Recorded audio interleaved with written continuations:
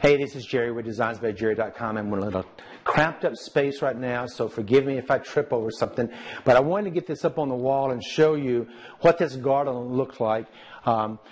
When you take something out of the box from last year, or even if you bought something and it's been shipped to you, it of course is going to take some beating due to the shipping and the packaging.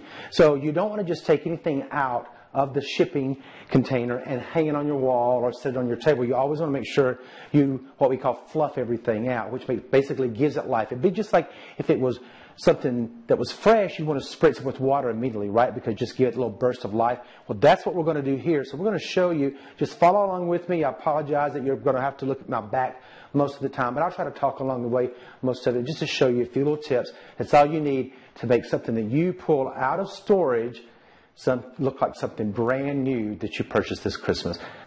Okay, so the first thing I notice is that the ribbons are the things you have to look at the most. Now this actually was just made, so it's not quite as damaged, but a lot of times your ribbon will be smushed up like that. So what you want to do is you want to manipulate your ribbon with your hands, and it's obviously according to how you want it to. But see how this right here is doing now? So because it is wire, it will start to adapt to whatever shapes that you want it to be. But if you don't tell it what shape to be in, then it's just going to be kind of standing there. And that's what is going to make your designs look so special and so fresh and so unique and so much like it was done by a professional, which is the way you want to look, right? You want it to look like it was done by a professional. So these little tips are going to help you along the way.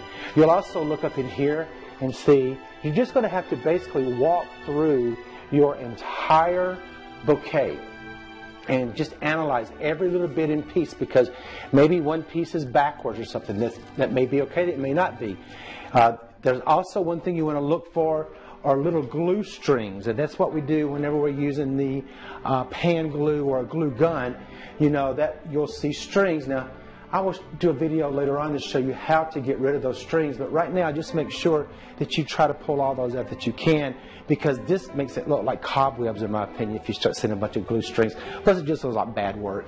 So anyway, as we go along the way, we want to kind of manipulate some of the foliage. You'll see here that now I have my garlands where they will be hanging. The way this will be once it gets onto the mantle, this will be hanging, it'll be kind of tilted back a little bit, and this will be hanging off the front of it. So once again, you'll see the ribbon here is turned backwards, so we just want to make sure we turn it around, give it a little bit of life. Maybe curl it that direction some, little cane curl.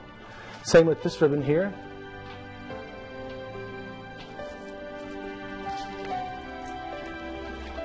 Just take some of your permanent botanicals and kind of stretch them out.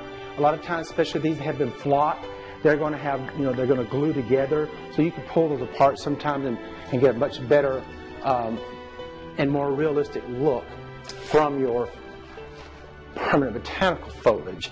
Okay, so to me, it looks like we're pretty close there. I just want to give you a really quick and easy video to show you whenever you receive something in the mail or you take it out of storage, this is what you want to do to make sure that you give a really good breath of fresh life to your garland or your wreath. This is Jerry with designsbyjerry.com, and I'll see you in the next video.